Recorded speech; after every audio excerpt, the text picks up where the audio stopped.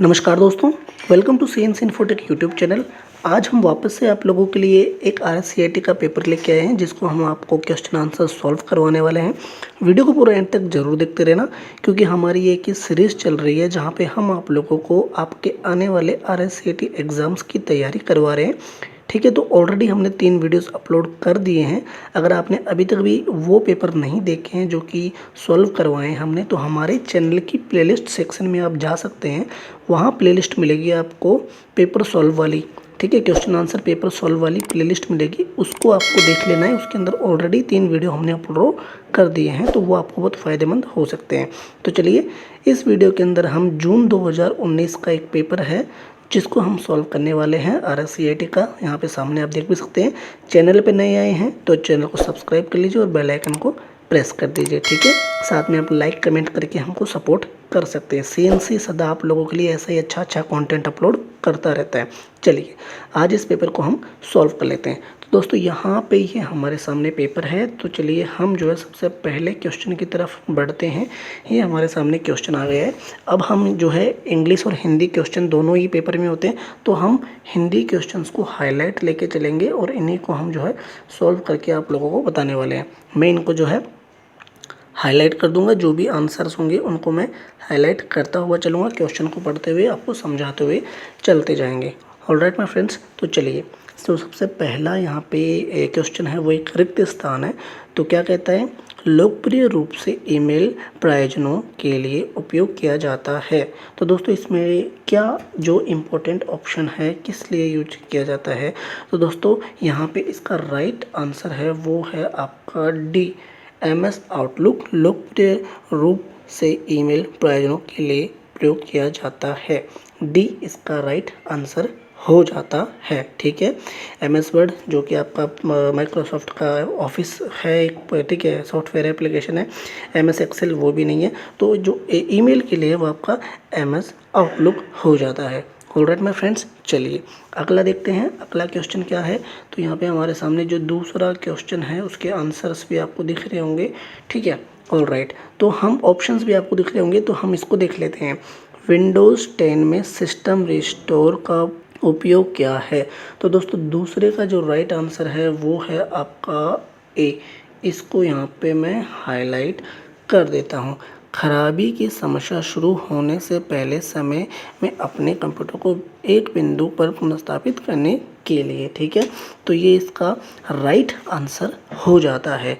ठीक है दोस्तों, चलिए हम बढ़ते हैं अपने तीसरे क्वेश्चन की तरफ। तो यहाँ पे हमारा ये तीसरा क्वेश्चन आ चुका है।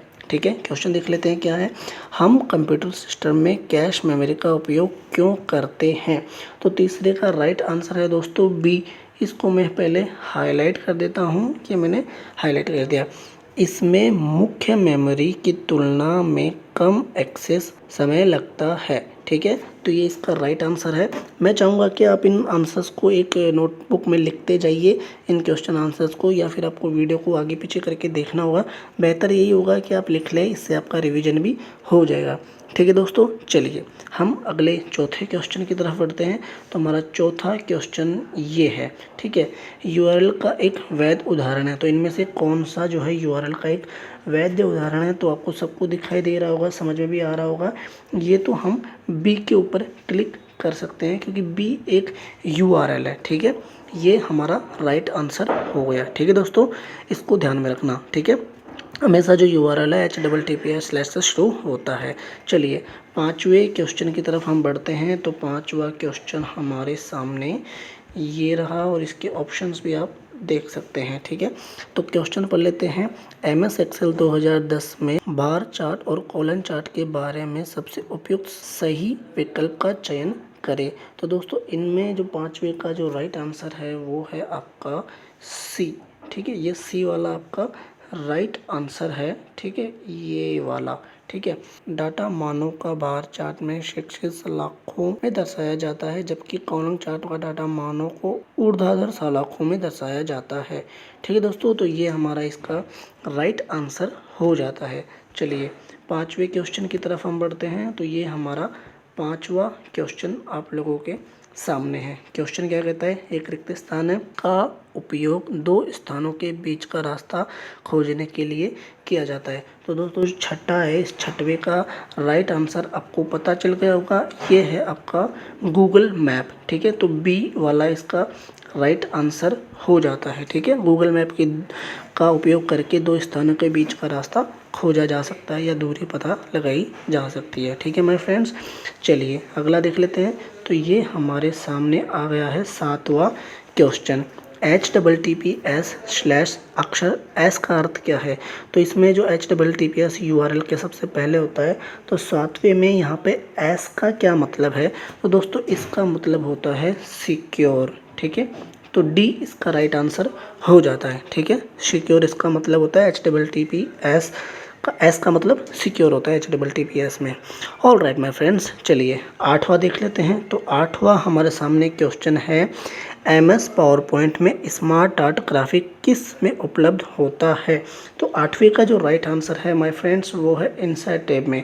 जब आप ओपन करते हो पावर पॉइंट और आप इनसाइट देखते हो, होम के जस्ट बाद में इनसाइट आता है, तो वहाँ पे इनसाइट टैब के अंदर ही आपको ये स्मार्ट ग्राफिक्स देखने को मिलते हैं। सो इसका राइट आंसर आपका सी हो जाता है। ठीक है, सी इसका राइट आंसर है। ऑल राइट, चलिए अगला देख लेते हैं। 9th हमारा जो क्वेश्चन है उसको देख लेते हैं, थोड़ा इसे अलाइन कर लेते हैं। और QR कोड क्या है। तो QR कोड क्या है दोस्तों, तो ए इसका राइट ऑप्शन है, आंसर है। तो मैं इसे यहाँ पे हाईलाइट कर देता हूँ, ये ठीक है। QR का अर्थ क्विक रिस्पॉन्स है, यह बारकोड का द्विआयामी संस्करण है। ठीक है दोस्त, यहाँ पे हम देख चुके हैं। चलिए अगला देख लेते हैं। 10th क्वेश्चन हमारे सामने ये रहा। ठीक है, क्वेश्चन क्या कहता है, एक रिक्त स्थान है, प्रतीक का प्रयोग MS एक्सेल 2010 में एक सूत्र शुरू करने के लिए किया जाता है। तो कोई भी सूत्र लगाने से पहले हम जो है क्या लगाते हैं, बेसिकली ये यह पूछना चाह रहा है। तो दोस्तों इसका जो राइट आंसर है वो है आपका ये तीनों, एट बी, हैज बी और डॉलर बी। तो उपरोक्त सभी हम यानी कि डी करके आएंगे, आंसर के तौर पे हम डी को क्लिक करके आएंगे। ठीक है मेरे फ्रेंड्स, चलिए 11वां देख लेते हैं। 11वां हमारे सामने है, अगर हम किसी जॉब की तलाश करना चाहते हैं तो कौन सी वेबसाइट सबसे उपयोगी है। तो अगर आप जॉब ढूंढ रहे हो, नौकरी ढूंढ रहे हो, तो नौकरी के लिए आप कौन सी वेबसाइट का इस्तेमाल करेंगे, तो वो है दोस्तों मॉन्स्टर। ठीक है, तो यहाँ पे monster.com, क्योंकि जीमेल आपका गूगल की सर्विस हो गई, क्रोम ब्राउज़र हो गया और ड्राइव आपकी स्टोरेज सर्विस हो गई। तो यहाँ पे जो ये मेन है ना, ए वाला monster.com, ये आपका जॉब तलाश करने के लिए इस्तेमाल किया जाता है। चलिए 12वां क्वेश्चन देख लेते हैं। 12वां क्वेश्चन है हमारे सामने ये रहा, MS एक्सेल 2010 में पार्ट स्ट्रिंग की लंबाई ज्ञात करने के लिए किस सूत्र का उपयोग किया जाता है। तो दोस्तों यहाँ पे जो इसका राइट आंसर है 12वें का वो है आपका सी। ठीक है, तो इसको आप ध्यान रखें, चाहे तो आप नोट डाउन भी कर सकते हैं। ठीक है, चलिए 13वां देख लेते हैं। तो 13वां हमारे सामने क्वेश्चन निकल के आता है। 13वां, निम्नलिखित में से कौन सा साइबर खतरे के प्रकार है। तो दोस्तों जो 13वां ये पहले भी आ चुका है पेपर में, आप अगर देखे हो हमारे प्रीवियस पेपर की वीडियो तो उसमें भी आ चुका है और इसमें भी आया है। तो इसका राइट आंसर आपका हो जाता है ये वाला। ठीक है, यानी कि ए। इसको मैं थोड़ा सा हाईलाइट कर देता हूँ, वायरस, ट्रोजन हॉर्स और स्पाईवेयर। ऑलराइट माय फ्रेंड्स, चलिए इसको ध्यान में रखना, नोट डाउन करते चलिए, परीक्षा की दृष्टि से बहुत इंपॉर्टेंट क्वेश्चंस है। चलिए अब यहाँ पे मैं आगे बढ़ने से पहले एक चीज़ आपको बताना चाहूँगा कि अगर अभी तक आपने हमारे चैनल को सब्सक्राइब नहीं किया है तो सब्सक्राइब कर लीजिए, प्लेलिस्ट सेक्शन चेक कीजिए, आपके लिए काफ़ी अच्छा कॉन्टेंट अपलोड कर रहे हैं। चलिए दोस्तों 14 क्वेश्चन देख लेते हैं। 14वां है हमारा, MS वर्ड 2010 के रिबन में सही टैब का चयन करें। तो दोस्तों 14 का जो राइट आंसर है वो है आपका ए। ठीक है, ये वाला आपका राइट आंसर हो जाता है। ठीक है, MS वर्ड 2010 में रिबन में सही क्या क्या आ जाता है, तो आपका होम आ जाता है, इंसर्ट आ जाता है, लेआउट आ जाता है, रेस्टोरेंट आ जाता है। ठीक है, तो ये चीज़ आपको ध्यान में रखनी है। ऑलराइट माय फ्रेंड्स, चलिए 15 हम देख लेते हैं। 15 यहाँ पे ये रहा क्वेश्चन और हम इसको पढ़ते हैं। MS वर्ड 2010 में पृष्ठ संख्या शब्द गणना दस्तावेज की भाषा दिखाता है। ठीक है, तो यहाँ पे 15 का जो राइट आंसर है वो है आपका ये वाला ए। ठीक है, तो ये हम इसको हाईलाइट कर देते हैं। इनको आप लिखते जाना दोस्तों। अब ये पूरा हो जाता है। टाइटल बार MS वर्ड 2010 में पृष्ठ संख्या शब्द गणना दस्तावेज की भाषा दिखाता है। ऑल राइट, चलिए अब हमारे सामने 16वां आ जाता है। 16वां क्वेश्चन हमारे सामने ये था, आकार भंडारण क्षमता प्रदर्शन के आधार पर कंप्यूटर की सही वर्गीकरण क्या है। तो 16 का जो राइट आंसर है दोस्तों वो है आपका ए। इसको मैं पहले हाईलाइट कर देता हूँ। Super computer, main frame computer, mini computer और माइक्रो कंप्यूटर, ठीक है, तो ये आपका राइट आंसर हो जाता है। चलिए अगला देख लेते हैं। 17 हमारे सामने क्वेश्चन आ चुका है। क्वेश्चन को देख लेते हैं। क्वेश्चन है दोस्तों, जब आप प्रोजेक्टर कनेक्ट करते हैं तो रिक्त स्थान कनेक्शन विकल्प आपके लैपटॉप मॉनिटर और डाटा प्रोजेक्टर स्क्रीन पर अलग अलग सामग्री प्रदर्शित करने में सक्षम है। तो दोस्तों 17 का जो राइट आंसर है वो आपका ये है, एक्सटेंड। ऑल राइट, इसको ध्यान में रखें और ये बहुत इंपॉर्टेंट है परीक्षा की दृष्टि से, इनको आप लिखते चले जाइए। चलिए 18 देख लेते हैं। 18वां यहाँ पे हमारे सामने वक्तव्य आए हैं, इनको पढ़ना पड़ेगा और उनमें से सही आंसर को चूज़ करना पड़ेगा। तो पहला वक्तव्य है, स्कूल के लिए होमवर्क, बच्चों के लिए मनोरंजन, सोशल मीडिया आदि घर पर कंप्यूटर में कुछ उपयोग। वक्तव्य 2 उपयोग है, आदि घर पर कंप्यूटर के कुछ उपयोग है। दूसरा वक्तव्य है, स्मार्ट क्लास, ऑनलाइन शिक्षा, डिजिटल लाइब्रेरी आदि शिक्षा कंप्यूटर के कुछ उपयोग है। तो दोस्तों यहाँ पे वक्तव्य 1 और वक्तव्य 2 दोनों ही आपके सही हैं। यहाँ पे 18 का जो राइट ऑप्शन हो जाता है वो है आपका ए। तो इसको हम हाईलाइट कर देते हैं, ठीक है माय फ्रेंड्स। तो आपका 18 हो जाता है। चलिए हम अब आगे बढ़ जाते हैं। यहाँ पे आगे बढ़ते हैं तो 19वां हम देख लेते हैं। ये हमारे सामने 19वां क्वेश्चन आ चुका है। तो हम इसका आंसर देख लेते हैं, क्वेश्चन देख लेते हैं। निम्नलिखित में से कौन सा प्रिंटर दस्तावेज या छवि को प्रिंट करने के लिए प्रिंटर सिर की स्याही स्प्रे करता है, ठीक है। तो दोस्तों यहाँ पे अब 19 का जो राइट आंसर हो जाता है वो है आपका उपरोक्त सभी, यानी कि डी, मॉडर्न भी, लाइट प्रिंटर भी और जेट प्रिंटर भी, ठीक है। ये ध्यान में रखें, नोट डाउन कर लें, इंपॉर्टेंट है परीक्षा की दृष्टि से। ऑल राइट माय फ्रेंड्स, चलिए अब देख लेते हैं हम 20वां क्वेश्चन। 20वां क्वेश्चन क्या कहता है, जीमेल में इनबॉक्स का मतलब क्या है, ठीक है। तो दोस्तों 20वें का जो राइट आंसर है वो आपका ए है, ठीक है। ये वाला आपका राइट आंसर है। स्थान जहां प्राप्त ईमेल रखे जाते हैं, इनबॉक्स के अंदर आपके वही मेल होते हैं, ठीक है। तो मेल्स के लिए ये आपका राइट ऑप्शन हो जाता है। चलिए अगला देख लेते हैं। अगला देखेंगे दोस्तों, यहाँ पे ये देखो ये आ गया, इंटरनेट की गति को मापने के लिए सही इकाई के विकल्प को चुनें। तो दोस्तों किस के थ्रू जो है मापा जाता है, तो 21वें का राइट आंसर है आपका डी, क्योंकि ये इससे भी नापा जाता है, इससे भी नापा जाता है, मतलब PPS से भी, KBPS से और GBPS से भी। अब दोस्तों यहाँ पे जो ब्लू वाले टिक लगे हुए हैं ना, ये आप ना मान के चले, क्योंकि इनमें जो बच्चे स्टूडेंट्स हैं उनके पेपर्स हैं, तो हम यहाँ पे अलग से रिसर्च करके आप लोगों को बता रहे हैं। सो राइट आंसर इज़ डी, ये तीनों ही आ जाते हैं, इस वजह से इन चीज़ का ध्यान रखें। बाकी राइट आंसर मैं आपको जो बता रहा हूँ, रेड टिक जिस पे हो रहे हैं वही राइट आंसर है, उनको आप फॉलो करें। चलिए 22वां देख लेते हैं। तो 22वां हमारे सामने एक क्वेश्चन आया है, विद्यालय में छात्र के शुल्क को ऑनलाइन जमा करने के लिए कौन सा विकल्प सबसे उपयोगी है। तो दोस्तों 22वें का जो राइट आंसर है वो है आपका ए, ठीक है, डेबिट कार्ड, ये राइट आंसर है। बाकी आधार कार्ड से पेमेंट नहीं होता, परिवार कार्ड से पेमेंट नहीं होता, राशन कार्ड से पेमेंट नहीं होता। ऑल राइट माय फ्रेंड्स, चलिए देख लेते हैं 23वां हमारे सामने आ चुका है। ईमेल में PCC का पूर्ण रूप क्या है। तो दोस्तों इसका पूरा नाम हमसे जो है पूछा जा रहा है। तो यहाँ पे 23 का राइट आंसर आ गया आपका ब्लाइट कार्बन कॉपी। तो ये भी आपका राइट आंसर हो जाता है, ठीक है मेरे फ्रेंड्स। चलिए 24 देख लेते हैं। 24वां हमारे सामने क्वेश्चन क्या आता है, ये रहा, मूक क्या है। तो मूक की यहाँ पे फुल फॉर्म पूछी जा रही है, तो वो आपका यह एक तरीके का ऑनलाइन कोर्स पोर्टल है, ठीक है। तो ये सी इसका राइट आंसर हो जाता है, ठीक है दोस्तों। चलिए अब हम देख लिए, यहाँ पे लास्ट क्वेश्चन था हमारा ईमेल BCC वाला, और 24वां हो गया हमारा। 25वां अब हम देख लेते हैं। 25 क्या है क्वेश्चन, SSO का पूरा नाम क्या है। तो SSO का पूरा नाम हमसे पूछा रहा है, तो उसका राइट आंसर है दोस्तों वो है बी। इसको मैं यहाँ पे हाईलाइट कर देता हूँ सिंगल शाइन। तो ये अगर आप हमारे प्रीवियस पेपर देखे हों तो आपको जो है काफ़ी समझ में आ जाएगा, क्योंकि इसका इस्तेमाल कहाँ किया जाता है, ये प्रीवियस पेपर में आया था। तो ट्विटर के बिना पासवर्ड में लॉगिन करने के लिए इसका इस्तेमाल किया जाता है, सिंगल साइन ऑन। ठीक है, तो ये आप ध्यान में रखें। ऑल राइट, तो इसका आंसर हम देख चुके हैं, SSO का पूर्ण रूप क्या है, single sign on. All right friends, चलिए अगला देख लेते हैं। यहाँ पे हम आगे बढ़ते हैं 26वें क्वेश्चन की तरफ। क्वेश्चन क्या कहता है, यदि कई ऐप या प्रोग्राम खोले जाते हैं तो आप विंडोज़ 10 में खोले गए ऐप या प्रोग्राम के बीच में स्विच करने के लिए बटन पर क्लिक करेंगे। किस बटन पर क्लिक करके आप स्विच कर सकते हैं? तो इसका राइट आंसर है my friends which is task view. Alright, तो इस पर क्लिक करके आप ऐसा कर सकते हैं। ठीक है, चलिए 27वां क्वेश्चन देख लेते हैं। 27वां क्वेश्चन, एक रिक्त स्थान है, MS वर्ड 2010 के साथ बनाई गई फाइल का डिफ़ॉल्ट नाम क्या होता है?